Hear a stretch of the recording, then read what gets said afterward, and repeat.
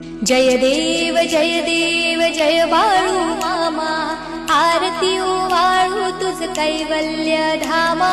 जय देव धनगर कुळाचा उद्धार झाला, अवतरले संत अकुळ गावाला।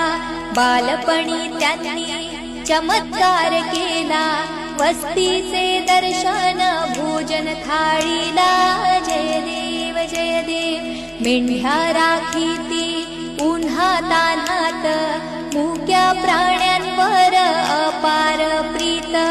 नीतीने बागावे कमी नाही होत, उन्मत्ताला मामा शासन करीत।